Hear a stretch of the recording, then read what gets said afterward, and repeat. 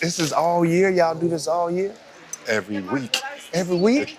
We probably had, 7, 8 weeks off in the last 16 months? Yeah. If we have vacation and stuff like that, we'll take off. But if you're gonna take off, you're gonna shoot right here, Mike. 5 before you leave. Wow. Like if we're here, And see, like we that's can the- get 5, 6 in a day, we'll try it. And that's the other thing. If we get 5, 6 in, y'all good for about a week or two? Yeah, we can Could chill. be. About 3. Yeah, you can chill for I see y'all be everywhere, boy. Yeah. Y'all be talking to everybody, boy. Yeah. Y'all bet you that's the life. That's the life. Let me hear what this motherfucker gonna say. Don't know what he gonna say. But that's the thing too, T. It's like trying to cover every conversation. Because you can have somebody with a cool sports career, but if they don't have no depth, if they ain't, it's not about even going through something. If they can't impart no wisdom, talk about their experience in a way, it's a boring show for some people, because some Right. people don't care what we do in sports. Yeah, they don't care about no sports. They here They for want the to hear that real life stuff. Right, they're here for the conversation. What about your kids? Like, Right. Why they don't like you? You're right, you know what I'm saying? You know what I'm saying? Cause How I you work handle too this? hard. Now they working. They like, I get it. You see what I'm saying? Now you get it, huh? Yeah, but that's All what right. people, and you know, the sports is what draws you in. It's like, okay, they play sports, but Yeah. most of the conversation that we like, that people like we have, don't have nothing to do with it. At Floyd's crib, Mayweather out in Vegas, we sat in the kitchen for an hour and a half? Yeah, Floyd Could was have been a venting. whole show. Yeah, he was Really? Right there, it could have been a Just whole venting. entire He was show. venting. Floyd was venting, man. Yeah, B. Any boogers? We good? all right, yeah. Thanks. How long you been in Tenders? Man, I've been with Tinder this is my 6th year coming up. Oh, yeah? Yeah, we've been there 6 years, man. We got 3, we got 3 more on the way. Oh, wow. Barbecue. Now, when I walk around, they be like, hey, it's Torii, the barbecue guy. I'm like, what? Better than the TikTok man. That's what I be getting. That shit. He's like, you the TikTok guy? And you are the TikTok man, though, dog. These young kids don't have any idea I ever played a sport. You're the guy off TikTok, aren't you? Yeah, how you doing? I saw your notebook. That's funny. Well, you gotta let it be there, you know? Yeah, see, I mean, it's whatever you can get known for. Yeah. And for kids, though, you got to think. For kids, they get all their information that way. That's where they find their stars, and they could become stars from that. So to them, you like a bigger celebrity than some dudes doing movies. Oh, No, yeah. I'm gonna be a YouTube star when I grow up. I done heard that silly shit when I go to schools. Yeah. And I thought it was silly shit until Now. you the one. I became one. Yeah, Mr. Beast. Let me make a chocolate bar. Hell yeah. Hold up, limitless. Take a stomach, I'm pinning it. I fought the head to witness it. Got my people feeling militant. Way I'm feeling, got me up. On the mission, got me up. Knowing me, I got the key. On the vision, I can trust. Trust, limitless. Take a stomach, I'm pinning it. I fought the head to witness it. Got my people feeling militant. Way I'm feeling, got me up. On the mission, got me up. Knowing me, I got the key. Well, T Hunt, man, welcome to the Pivot. Chan, Freddie T, RC. We're sitting with Torii Hunter, 19 years in the major league. How about this? You're one of only 15 players with 350 home runs, right? 150 stolen bases, 450 doubles, over 2,400 hits. Only 5 of y'all are not in the Hall of Fame. It's Barry Bonds, it's Alex Rodriguez, Carlos Beltran, and Gary Sheffield. Wow. Now, I wanted to sit down with you and have this conversation because I've gotten the opportunity to chop it up with you privately and just talk about life. You're definitely somebody I admire and look up to from the adversities you've gone through and the man you've come out on the other side to be and the men you've raised. But for you, T, to be where you are, not just an entrepreneur, a very distinguished, sure, I dare to call you a serial entrepreneur, the way that you've just accomplished so much after baseball, but you come from humble beginnings in Pine Bluff, bro. Like, you went through real life with things that you dealt with your father, your older brother. Obviously, you had your mother there to make ends meet, do everything that she could for you. I think your brother, big brother Taru, yeah. was basically like a father figure to you. T, I don't know if this is true, bro. You went to school and you had a crack pipe fall out your jacket? Yeah. Yeah. What is that type of life or upbringing like? The older I get and I look back at my past and I look at my family issues, I look at my neighborhood, I look at all the stuff around our city in Pine Bluff, I used to be angry about it, just like, man, I showed a little anger here and there on the field. I showed anger out in public every once in a while, and I realized it was my prison. I look back and I made it my prison. So anytime in my future you see me angry, it was because of my past that was holding me back. But now I kind of look back and make it my schooling. I look back and I learn from it, and I go, man, I could have did that different, or whatever it may be. The times when my dad was a crackhead walking down the streets and all the girls are like, I seen your dad walking down the street. They're laughing, angry. You throw these hands with somebody. We had lights cut off, knocking on doors for food. The neighbors, we all took care of each other. One neighbor might didn't have sugar, and they'll come to our house to get the sugar. A lot of people know how it went. And if we didn't have bread, we went to the neighbor's house to get bread. But it was just some hard times. At the time you're going through it and you get older, you start looking to your right and you're looking to your left, and you see other kids, they got their mother and father in the house and they're sitting at the table, they're eating dinner together, chatting it up, and we never did that. And you see they go to the movies, they're traveling, they come back and say, hey, we just left Kansas City, Missouri. I'm like, what that look like? Right. I don't know what that looks like, right? Angry. Now I start seeing these kids to my left and my right. They were doing things that I never thought I would be able to do. If I went to Little Rock, 30 minutes north, and I saw one big building, I'm like, we are out of Pine Bluff. I made it, Right. And as you got older, you start seeing different things. It wasn't until I was about 13, I went to Santa Fe, New Mexico, playing baseball. And that was the first time I flew on a plane. I looked down, I'm like, wow, look at the way the land is sectioned off. And you go there, you play in front of this big crowd. We had about 5,000 people at the Babe Ruth game. And I was staying with a family, and they made me get up in the morning, take my shower, sit at the table, say a prayer, and say what you're thankful for. I'm like, I'm thankful to be here, but they were just saying, hey, what's your dream? What are your goals? What are your tasks for the day? And I never thought I'd see something like that. And I was talking about some of the dreams and goals I wanted. I wanted to get my mom out of poverty. I wanted to go to college and get my degree, and so I can help my family. And so I started talking about it. I thought about it, but I never talked about it. Just that experience actually kind of shifted my mindset when I was in the 8th and 9th grade, and I started doing it different. I started not being so angry, and say, all right, I got goals and dreams and things I need to do to save my family. So now when I look back at my past, I look back and make it my schooling. It was my prison for a long time. If that didn't happen, I probably wouldn't even be here, because all those things were my motivation, to get where I need to be, get my family out of poverty, but also I found out my why and my purpose along the way. So you gotta have some kind of motivation. I think my past pushed that. You said 8th, 9th grade, the anger went away. But was it all gone? No, it wasn't. Did that fuel anything else in your life? It was lying dormant, it was there. I heard Darius Daniels, man, say something about an invisible prison. One thing about an invisible prison, you put this little kid or you put this person in the past in this prison with no bars. So invisible prison, it has no bars. It sits in this room, and whenever somebody offends you or you have some kind of trigger from your past, it actually jumps out anytime it wants to, because that has no bars. So when my anger issues come out, that was that little 8-year-old or that 9-year-old kid or 13-year-old kid popping out and said, I got you, I'm gonna protect you this time. So those anger issues is something that I had that was in a prison with no bars. And so now, because of my schooling, I'm 40-something. So Hey, be like Kevin Hart. Damn.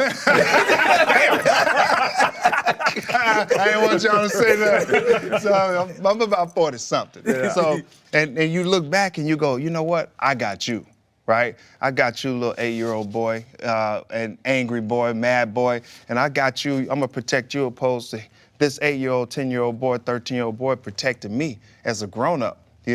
I think a lot of people still live that life. They can be 80, they can be 60, they can be 40, and still have that little child trigger. When it triggers, that little child comes and say, I want to protect you. Just because of awareness, and I understand where I am today, and that gives me wisdom. Even when I feel it coming. I always say, if I'm angry, somebody owe me something. When I feel guilty, I owe somebody else. When I'm greedy, I owe myself. If I'm jealous of somebody, then God, you owe me, right? So I have these 4 keys, these 4 enemies of the heart: greed, guilt, jealousy, and anger. And it's all because you owe somebody, they owe you, you owe yourself, or God owes you. Because he didn't make you the way, that person that drives that car in that house. How did they get it? Well, I don't have that talent. I'm not mad at that person. I'm mad at the one who created me. So. Talking about mindset, I read something where you said there's no such things as winners and losers. There's only winners and learners. You yourself, you had to understand how to trust the process and develop patience before the world knew you as Mr. Golden Glove and, all-world baseball, everything. You said there were moments where you didn't trust the process. Mm-hmm. You didn't understand why you were still in the minor leagues. You pretty much were frustrated with those moments. Mm. Could you speak to that a bit? How did you learn to trust the process and become the person that you are today? Oh, boy, man, going through the minor leagues was one of the toughest things I've ever done. In 1997, I was sleeping in my car. The first couple weeks of the season, we were leaving spring training, and when I left spring training, we were going to New Britain, Connecticut, and everybody had a place to stay. They had their friends, and me and this other guy named Armand Brown, and we didn't have the funds for the first month rent or anything, but we knew we were going on the road after a couple days. So once you go on the road, the team paid for the hotel, so that'll be where I could sleep. So I was like, let's save money and sleep in the car and wait for then we get our first check after 14 days, and then we have enough money to go into this hotel called the Hawthorne. It was a thorn in my heart. It was horrible. Charles Barkley, terrible. But 1997, man, we're sleeping in this car. I'm tears in my eyes, man. I'm sleeping in this Neo Spectrum, the smallest car, stick shift, right? And me and him, one night, he'll sleep on the front and put a towel over the stick shift, and he's had his thing stuck in his ribs, and I'm sleeping back there up comfortable. The next day is my turn. I'm like, oh my God, it's comfortable. But I'm looking one night, I'm with tears in my eye. I'm like, God, if you ever bless me with anything, any money or anything, I'm gonna be a good steward over it and watch over it. I mean, this situation I'm in, feel like I was gonna die. I was broke. I'm calling people that I've helped 4 years before that when I got drafted. 5 years before that, I was helping people. So when I call and collect on the debt, they was like, I ain't got it. I don't have it. I don't have it. I'm like, golly. My brother sent me $100 and he wanted it back. I'm like, this dude right here, I better give it back. He fight me every day. I'm sleeping in this car with tears in my eyes, and I figured I better start studying, understanding financial literacy, understanding leadership skills, understanding myself. So I kind of went on this journey of trying to figure out some things. And sleeping in that car, I almost quit. Because of that pain, because of that pressure, because of all the stuff that I was going through, I was about to make a permanent decision on a temporary situation. I'm sleeping in this car and I'm like, I'm done. I was 21 years old, just turned. And I'm like, I'm done. I don't want to play no more. Called my brother. He said, well, if you come home, I'm gonna fight you every day, right? I'm like, I don't want to fight him. But then I called my wife, and my wife said, hey, don't quit. If at the end of the season, if you feel the same way, then yeah, but don't quit during the season. Just keep going through. So that's my wife, Katrina, man, that kind of helped me stay strong through the process. And so I stayed in there, and 4 months later, August 22nd, 1997, they called me up to the big leagues for a cup of coffee. Otis Nixon got kicked in the face and broke his jaw. And they said, I hate that, but it was like he's gonna live. So I got a chance to go to the big leagues. He said he was gonna live? He'd be all right. It was this far from the heart. Yeah. So I ended up going to the big leagues, and I was there like 7 days and got a cup of coffee, and I realized, oh, this is what it's all for. Of course you're making $200, $300 every 2 weeks. That's before taxes.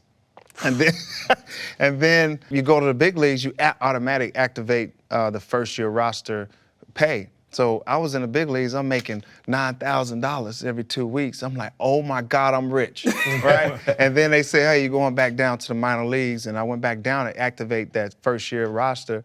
And I was making $3,000, $4,000 every 2 weeks. And it helped me along the way. But it actually gave me an understanding of what I was here for. You know, I'm here for this. I'm in Camden Yards. You know, I'm looking at 55,000 people in Camden Yards, and Cal Ripken is over there at shortstop at the time. And I'm like, oh my God, you know, this is what I'm here for. Sent down, my attitude, everything was totally different because I was able to see, and I don't know if they did that on purpose, if it was strategic, if the Twins said, hey, I see some doubt in him. Let's send him to the big leagues and maybe spark him. Well, they did. It sparked me, and I went to the next level and was able to stay in the big leagues in '98, '99 and pursue my career. And I tell you what, you got to go through something. All you got to do is keep digging. You know, you might have 3 feet left. Don't give up. That gold on the other side. But if you give it to somebody else, they're going to dig 3 feet, and they don't have to go far, and they're going to take your cookies. I'm glad we got to something happy. Finally, T. Hunt. You know, shout out to our partners, Happy Dad. T, when you look at what you had to go through, you know, you mentioned you helped people 4 years before that. So 93, you're drafted 20th overall. You were set up. You thought you were going to go to college. You kind of negotiated out with your uncle, and you go through all these things, and you finally make the big leagues. And when you're in Minnesota, like, the fielding is easy for you. Yeah. What was it? 0-2, Bonds hits the ball in the All-Star game. You go, first off, dog, don't nobody do that in the All-Star game. Oh, yeah, See, you know. like, dude, you don't rob Barry Bonds in the All-Star game. You want to know the true story behind that? So one day, the day before that, we were at the Vista Hotel in Milwaukee, and you know, I think Barry was walking in the front, and my brothers were walking, coming off the elevator. He was going on the elevator, so they was crossing paths, and my brother was like, "What's up, Barry? How you doing?" And I think he kind of went psh, like this, right? And my brothers, I told you, he's a true gangster at the time, and he had all his friends with him. They wanted to jump him. They wanted to jump Barry, and I'm like, no. And then Barry's wife came over, calmed the group down, and I think A-Rod came over, saw the situation, bought them drinks or whatever, and they told me about the situation. So I'm hot, you know, I'm pissed off, right? And then I'm in center field the next day, and they said, now I'm batting Barry Bonds, right? And Derek Lowe is on the mound, and I'm like, if he hit this ball out here, I'm trying to get it, right? When he hit it off of Derek Lowe, he hit the ball, crack, and I was like, I started running. I said, oh, that's gone. I ain't gonna be able to get that one. And then all of a sudden it went, whoosh, started blowing back. I'm like, oh, I might have a chance. So I went up. I'm telling you, I jumped with all my might just to rob that thing. And then I caught it, you know, and I came down, and Ichiro right next to me, and he said, holy you know, I'm like, oh my God, I didn't know you spoke English like that. Right, I'm running, you can see me saying nice. I'm running off, I'm like, nice, bro, I never knew you could do that, right? And then I'm running in, and I see Barry, he was waiting on me. I'm like, man, come on, right? And so I'm running towards him, and then he went low. You know, he gave me a high five, and I went high, and then he went low, and I was going like, you ain't finna pick me up. And then he picked me up with ease. I was like, oh, shit, this dude's strong. I said, and he threw me down, and you know what? That's when our relationship started. I got to know him a little bit, and Barry actually better than most people think on in the media or whatever and portray him as. Man, he's got a golden heart, man. He's a good dude. He would call and check on me every once in a while, man, and be like, what you doing, man? I'm just thinking about you. How you doing? Good. I mean, this was Barry last year just checking on me. I'm like, this dude is a good dude. And so just getting to know someone, and not because of the media, not because of what's going on, just getting to know Barry one-on-one, I think he's an awesome man. I would assume, I'd say, that y'all black players have to stick together, right? Because you said it and you got in trouble in the past saying, like, Vladimir Guerrero, that's not a black dude, that's a Hispanic. Right. You know, and I understood what you were saying. African-American, but, you know, who's counting? You know, as an African-American, no, it's not him. When I would go back to Pine Bluff, Arkansas, I was like, y'all got black players playing? I'm like, what are you talking about? Black Americans? You know, no, you got black Americans playing. I said, no, that's Vladimir from Dominica. Yeah. We're trying to get African Americans to play in America, from America, to get interested in ghettos where I'm from, and they're not interested, and their minds they're thinking that there's some playing, but you're not playing. Not African Americans, and I don't know if it's because of marketing or anything like that. Basketball, you got face, right? You can see the face. There's no helmet. There's no. In football, they got the helmets, but you actually know what those guys look like because they market those guys. Baseball is just a bunch of players. You market a bunch of them, and it might be a Jeter, it might be Barry Bonds every once in a while, but you just don't see them as much out there in the cities where I'm from. I'll tell you why. My son plays baseball, 11 years old. Freaking expensive. It's expensive. It's expensive now. Bats are $300. Yeah. I got the little Dick's return policy bat, and I got bread. I can't $300 per bat. No, don't think about if you got 2 or 3 kids. You talk about the bats, the glove, and you got to pay the travel fee for a travel ball, which is almost $5,000 a kid a year.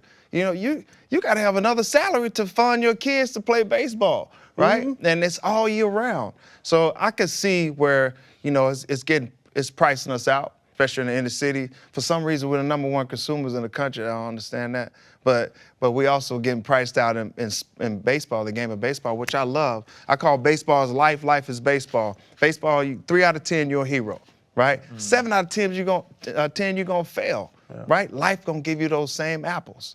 Right? And so when I call baseball life, life is baseball, you need to understand failure. You need to actually turn and make adjustment on failure quick, because you're about to face Roger Clemens in 30 minutes. He struck you out, but what did he do to you? So you sit and you're like, for 30 minutes, I gotta face him again, what did he do to me? So what I do in life, if I have something that struck me out, I go, man, I need to make this adjustment. We had issues in this business, we had issues in my other business, and we like, all right, let's brainstorm. They might be patient, but I got 30 more minutes to make this happen. So because of baseball, it actually taught me a crazy lesson about making adjustments. And then when you make the adjustment, execute it, right? So now I take this whole thing into my business world, into my family, and my relationship. If I make a mistake, I say, was it my fault? Right? No, it wasn't my fault. So it ain't never your fault. Never yet. He struck me out. Yeah, he struck me out. out. Right. This dude got 2 nostrils and he drive a Mercedes just like you. So he trying to get you just like you're trying to get him. So whoever has the best strategic plan and adjustment, that's who's gonna win. And Roger just happened to have that, in his arsenal. And and that's what I say about life, man. It's the same way. You're gonna fail 3 out of 10, maybe 9 out of 10 in life. So if you can just get one, to get one of those things, you plant those seeds and do all those things, you go to the banks and say, hey, can I get a loan for this business? And they say, no. The law of averages, 1 out of 10, right? Just get 10, you're gonna get 1. So if you want 3, go get 30. Like asking for phone numbers. Gotta do it. Yeah, you ask for phone numbers. You at the club ask for 10 phone numbers, you're gonna get 2, 3 phone numbers. Man, they gonna call you something totally different. Look at that cat over there. They got a stalker over there, man. That boy thirsty. He gonna ask thirsty. He thirsty to the mug. You gotta ask 10 different ones in different spots, though. Right. See? You don't keep going back to the same section, though, Chan. Same section, the bathroom. You stand right by the bathroom. Ooh, boy. Chan. Everybody gotta pee. Hey, Chan, that is Hey, human predatorial. nature. That's That's predatorial. not predatorial. Hey, That's man. a spot in the club. They should You are the thirsty TikToker. Listen, Man, they should put a that's rope what you up are. if they don't want me to stand by the bathroom. Bro, you all right? I'm good. Now I'm married. Now I'm talking about back in the day. I thought we was vibing on Did the you- 1 out of 10 thing. So you married. Yeah, married, 12 years. You didn't meet her about a bathroom, did I you? met her at a charity event I accidentally that's went a- to you because did I a don't go to good things event. like that. I be at the club. I accidentally walked into a charity event and met my wife. That's charity. What a loud music. What the little dresses. My wife was standing there in front Well, at of me. least she was doing something for a good cause. You was like, you know what? I'm gonna marry this one, not the one in the club. No. Hey, that was that blessing, though. You know what I mean? Yeah. You found Yep. yourself in the right spot, and say, he who finds a wife finds a good Finds a thing. good thing. Look at you. And I Right. snuck her over there. I gave a little money to the pot. Whatever. You did good, little man. collection That's plate. great. Charity. She been dealing with charity for a long time. Hey, you don't understand, Torii. My wife the same way. D, you mentioned Katrina. Obviously, you know, your boys. Coming up, you go from Minnesota to Los Angeles. You become an Angel. I think it was Thanksgiving '07. You signed. And it's like you almost had two separate careers. There was this outstanding fielding career where you was figuring out hitting, and then you become a silver slugger when you get to the Angels. And so you have this career, which I think put together makes you a Hall of Famer. But you had to learn to be a family man through that. Yeah. And you had to grow. And a lot of the wisdom that we are getting now, you had to learn through making the mistakes, making the adjustments. You mentioned Katrina. I've met your wife, lovely woman. What has been the evolution of that relationship as you've learned to get out of some of those prisons that you say growing up in Pine Bluff kind of set you in? With my wife, we grew up together in Pine Bluff, and so we kind of know each other. I've been coming after her since I was 14, and then she realized like, all right, he did enough. Took me 4 years to get that. You know? Good grief. Hey, That was 4 dedication. years I've been trying to You get out that. here. Then she said, all right, I get you, you know. But, you know, it wasn't always, you know, pretty. You know, I was still, like I said, I was still living in some pain and going through a lot, you know, whether, you know, messing with other women, you know, all these different things. And we fought through it. And we've learned a lot with each other. We communicate a lot. You know, I think communication is key. Like, sit down on Tuesdays, 9 o'clock, every week. We get up, we have a meeting. So people say, hey, can I meet you at 9 o'clock? I'm like, nope, I got a meeting, right? We have a 9 o'clock family business meeting. And we sit, how was your week last week? What did you learn? What did you feel from me? You know, what can I do better for you? And then we go to, you know, the house, what we need to do for the house, and do we need to fix something, the different things like that. And we sit and we write down, we have agendas and different things like that.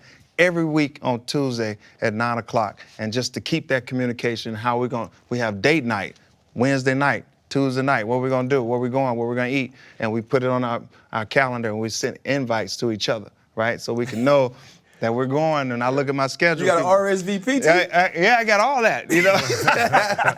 And I just still try to date. So it's me getting better, as wiser. You know, early on as a father, you know, I'm grinding. My whole thing is like, I gotta play this game. I got my kids I wanna help out to go to college so that I can feed them. They don't have to grow up like me in Pine Bluff, Arkansas. And I was so driven that way, right?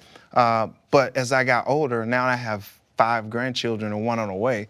And he got married and realized sex was great. But, you know, and so. Sometimes it don't take that to realize sex is great. It's true. Actually, it's better that he got married before he figured it out, to be honest. You know what I'm saying? So they brought me 5 beautiful grandchildren, 1 on the way. And now I'm different, right? When I was 21, I got married, and I'm a 21-year-old trying to be a man of the house and lead the house. I knew I need to provide and protect, right? But leadership skills were kind of shady. Just learning along the way and getting wisdom along the way, I'm a better grandfather than I was as a father, because I'm a lot wiser and I have strategic ways of getting my granddaughter not to give up. You know, I have strategic ways of, you know, so my grandkids won't be narcissists or about themselves and different things like that. So I have little games I play to make them feel like they having fun, but they working out. They doing footwork and everything, but they have no idea. Just been along the way, just learning so many different things about life, about marriage, about a fatherhood, about just being a man. You know, I was a male, but was I a man? It's totally different. That's wisdom. That's something in here. And so I had to learn that along the way. And my wife was there with me the whole time. And all we do is, she knows that I'm a man, and I know she's a woman. I'm not trying to make her a man. She's not trying to make me the woman. You know, she know now I'm built on respect, and she's built on love. I know if she gave me respect, I can give her love. I give her love, she give me respect. So we kind of both in agreement in that, and we understand one another in those ways. And so not saying that we don't argue or disagree. We don't really argue. We just debate and disagree, and then we agree to disagree, you know what I mean? Or whatever it may be. And so she has past hurts. I have past hurts. And she had childhood issues in her family. I had childhood issues in my family. So all we do is communicate with each other when we feel triggered. And we say, you know what, I felt this, you know, and it remind me of my past, right? And I say I felt this, it remind me of my past. Not much, because I can't show too much vulnerability. Got to keep my man, you know. Hey, no, see, it's different. You used to be a male, now you a man. Once you a man, she know. She knows. Yeah, you could be a little vulnerable. You could be open, just not more than a little bit. A little bit, maybe like this. Yeah, like that, but Yeah. Yeah, you don't live in your neon spectrum. What was it? No, I mean, I can't go to her and be like, baby, I'm so sorry, but man, I lost in golf. $300. I can't go to her vulnerable. She'd be like, man up. You know, you don't want your wife talking about man up. Hey, T, those are the leadership qualities that you speak about in your relationship, as well as what helped you become an all-star. Do those leadership qualities help you as an entrepreneur? I think I read something where you said you got to get down and dirty and be the example. You wash dishes. Does Katrina make your ass wash dishes at home too? Man, you know what? Yeah, that's one of her love languages. Wash acts them of dishes. service. Yeah, acts of service. So she washes the dishes, I'm like, get out of the way, I got it. And wash the dishes, or I put them in the dishwasher and let the dishwasher do the business. And then I sweep the floor, I do all these different things and straighten up the pillows, and I'm vacuuming and doing this. And it builds her meter up because that's her love language, you know. When you build your wife meter up, things happen. Yeah, it's exactly. amazing. Know your wife's love language and attack that, then you got everything. She has to know it ain't about the woman all the time. The man got love language too. Mine is affirmations, appreciation, or something. You keep saying, baby, you got it. You can do it. Oh. You know what I'm saying? You gotta have that, you gotta know your spouse's love language, and that's something that I've definitely learned along the way. Leadership qualities, as far as leadership qualities, man, when I was in the clubhouse, I would, when I was young, I would go and get to know every last one of the players on the team. I'd be like, where you from? Talking to them. And then I go to the next person, talk to them in spring training. You got 6 weeks to get to know all the new faces, the new players, even some of the minor league players that might be there later. I get to know all of them and know their name, their background, their city, and how they move and how they tick. Some you got to kick in the butt. Some you got to, stroke their ego, or some you got to just tell them, hey, man, you got this, and build their confidence up. And one day when I was with the Angels, I had a guy and say, hey, man, you got a gift. I'm Was that Smitty? That was Smitty, yeah. Smitty, he said, you got a gift. And I'm like, what you mean? I said, God blessed me to have run, throw, talent, power, swing the bat, do all those different things. And I'm thankful that he blessed me with that. He's like, no. You got a gift, man. I watch you the whole spring training. I watch you these first couple months, and you sit and you get to know every person in that clubhouse, and you know how they tick, and you talk to them, and no matter what was going on with me, I've always been like, I need you to do great. I need you to be better than me. I felt confident. I had confidence that I'm gonna get out of this situation. But I'm in it. I'm in a funk right now. Struck out 4 times the night before, but I don't need you to strike out 4 times. How you feeling? How's your family? Because usually when you're having a slump or you're having a rough time, it's never really about baseball. It's something in here. Right? It's something going on with your family. It's something going on off the field. You're not resting. You're not hydrated. You're not doing anything, these things that it has nothing to do with baseball. And once your mind shifts, your game shifts. So I get to know these guys and say, hey, how you feeling? And they tell me, and I say, all right, man, if you need to talk, we'll talk about it. And you can tell when they release it, they go out and play better. And so I try to bring that into my business and into my relationships as well. My sons, get to know them, because you don't always know your kids, but you need to go and talk to them and let them have a conversation, get their emotions out on the table. Then I know how they tick. I got one that's angry and I got one that's emotional. I know that, right? And then in business, we got the team here, in Maker's Gym. We got the team with Tender Smokehouse, the team with La Finca Coffee Shop. We got the team with my construction. I go and get to know each and every last one of them. I'm still using my gift. One thing about your gift, they can't retire your gift. They can't fire your gift. You know, they can't do any of those things. That gift dies with you.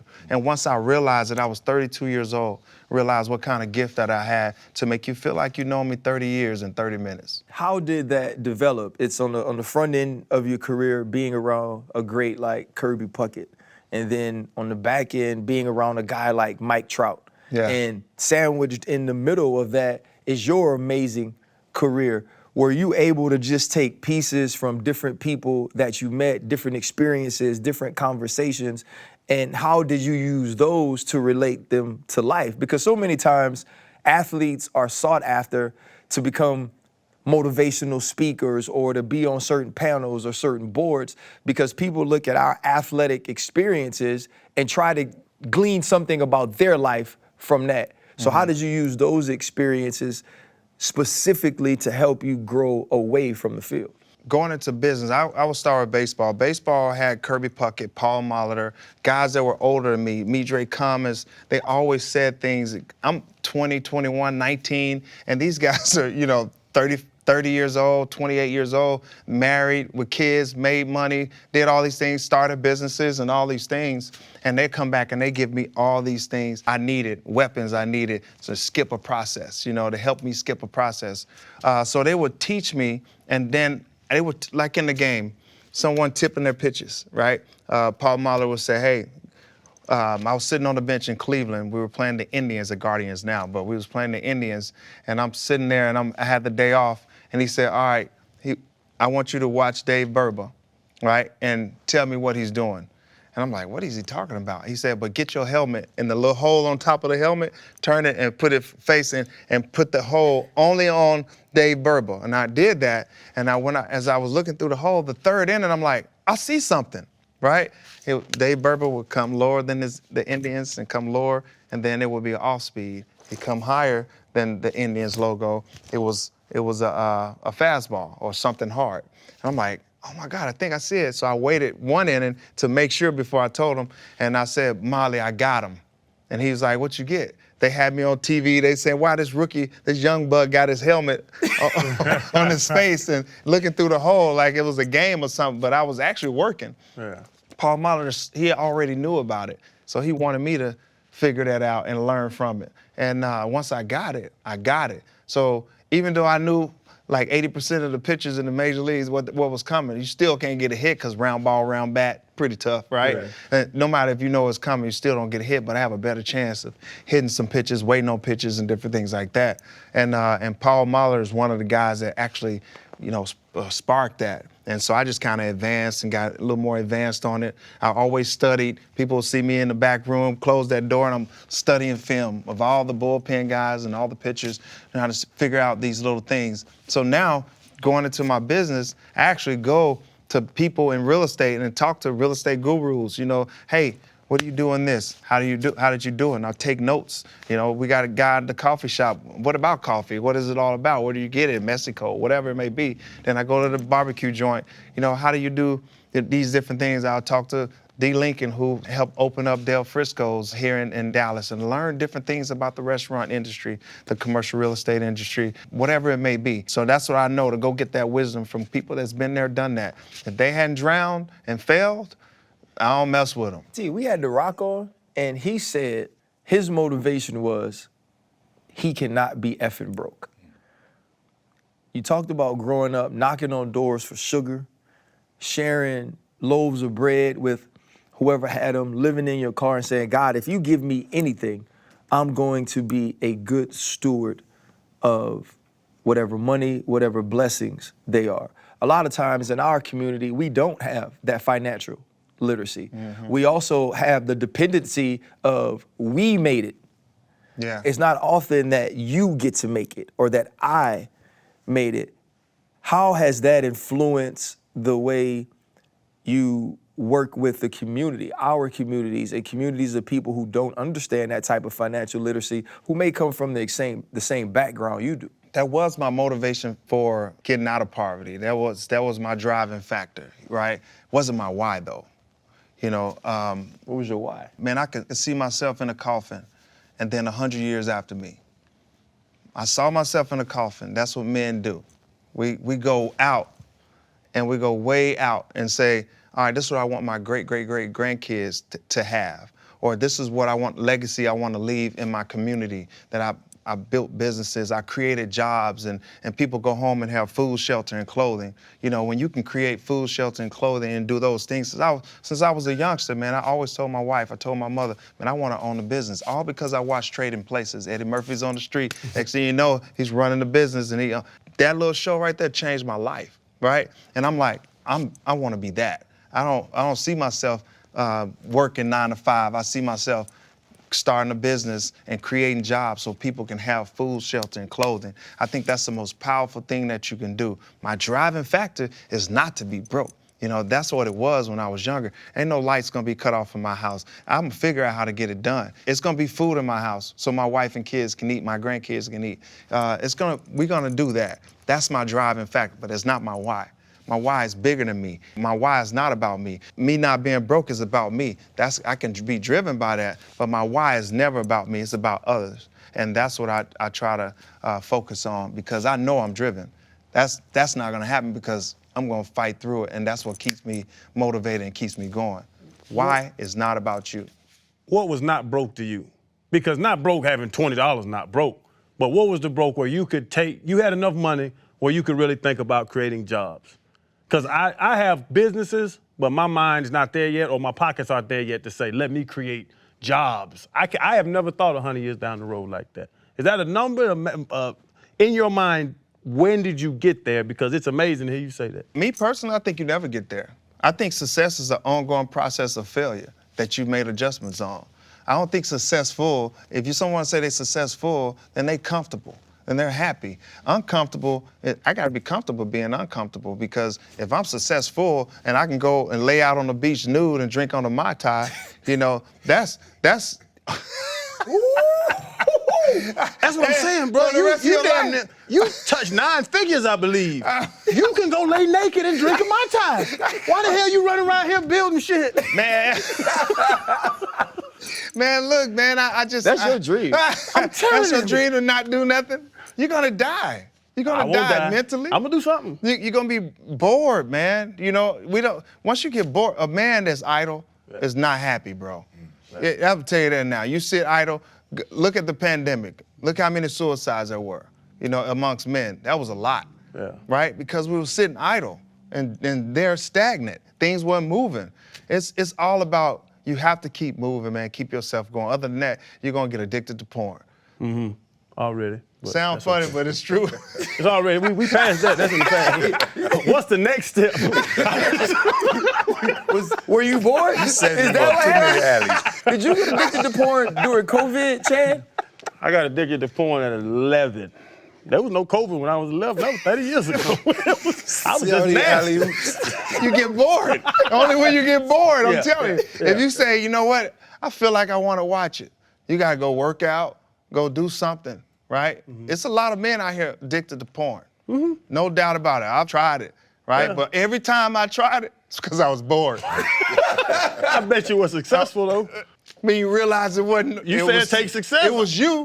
So you realize it was you doing it. And you're like, ugh. Don't like me right now. You versus you. Ain't no winners and losers. Ain't Right? ain't no winners and losers. There's winners and I learned that I ain't want me. Hey, Shannon loves himself, though.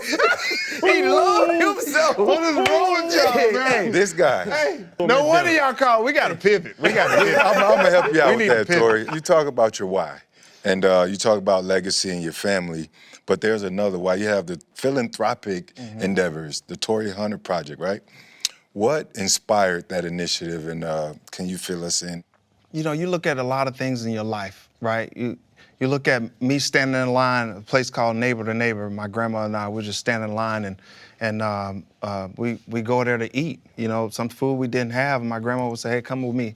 We'd walk over to Neighbor to Neighbor, and in Pine Bluff, and we would eat food for free. You know, and they had it on different days. So I always felt like I wanted to feed millions of people. So I teamed up here with Minnie's Food Pantry with Cheryl Jackson, and all we do is try to feed people. And she's fed over 3 million people. And I'm glad I was able to be there with her to do it, because that's something near and dear to my heart. And I think that's what most people do, is try to do something that's near and dear to their heart. You might have someone to say, hey, I need wheelchairs because one of their kids were handicapped or something like that. So they might be near and dear. Hey, can you help us get wheelchairs? Or can you help us do this? So it's something that's near and dear to your heart and that you would try to be philanthropic about. And that's what I look at. I want to feed people, I want to shelter people, want to clothe people, because all the stuff that I've been through in my life and seen in my life, these are the things that happened to me. So if I can kind of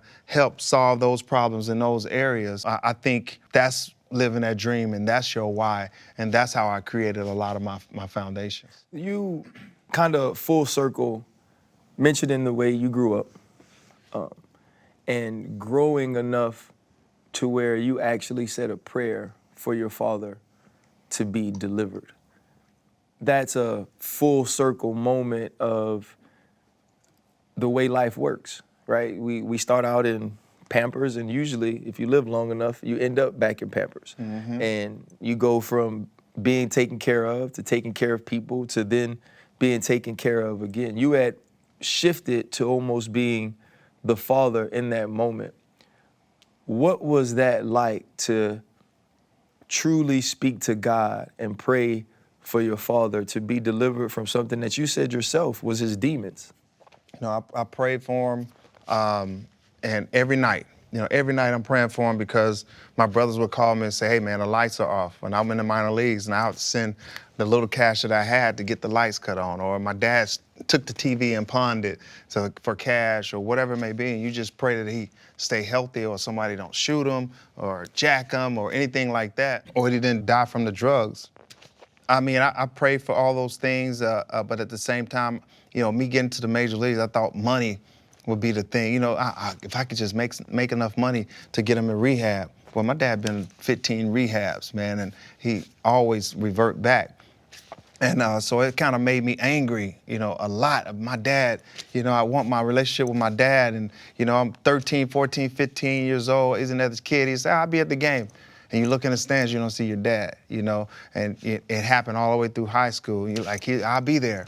And you get there, you hit a couple home runs, or you throw a touchdown pass, or you stick somebody, you're looking for your dad, he's not there. It's like, man, I seen this in the movies, but I'm actually living it, Mm-hmm. Every time I saw he wasn't there, I got angrier and angrier, but it wasn't until I was about 25, and I said, you know what, I'm gonna talk to my dad, see what's going on. He was a horrible husband, and I feel like he was a horrible dad, all these things. And so I said, took him out, and we hung out for a minute, and we were talking, and he started telling me about his demons, about his life, about how, his dad died, when he was young, probably from crushed glass from a mistress.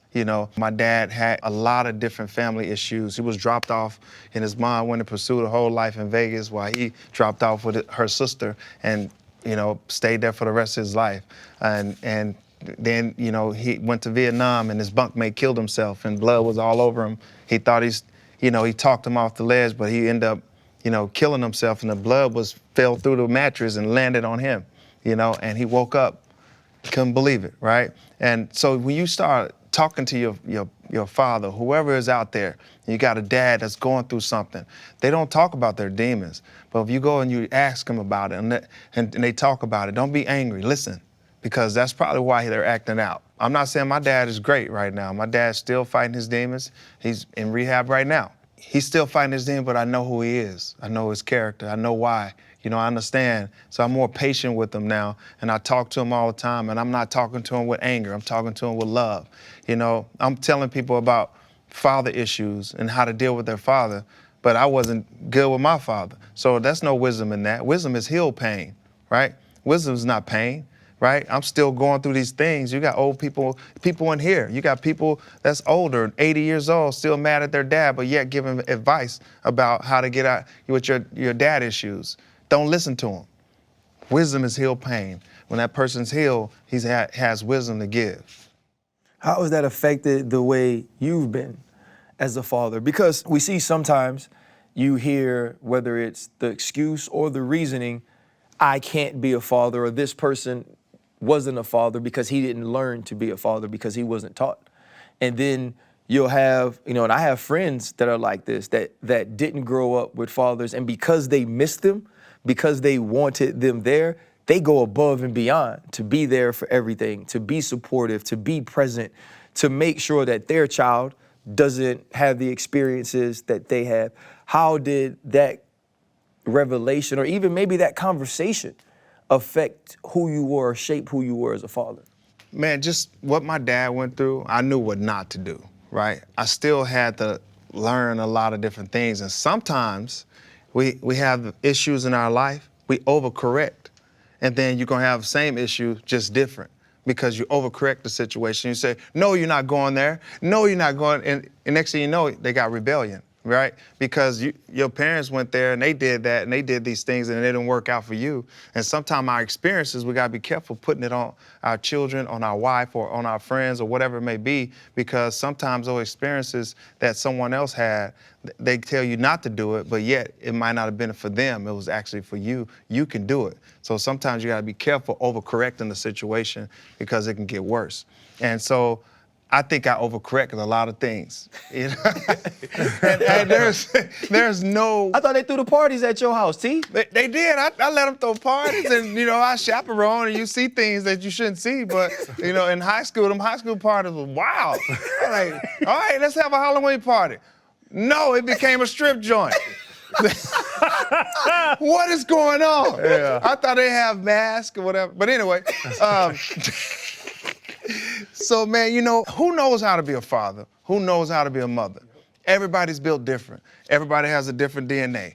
Every person that died, every person that's coming, right, don't have the same DNA you have or fingerprints that you have. You're built and created differently, but you're all beautiful. But you can't tell somebody how to parent that child who has a different DNA. You can't tell somebody we're all different. And so that's what I've learned, to just, be patient with people, understand them, get to know them. And once you get to know them, then you kind of manage them in that way.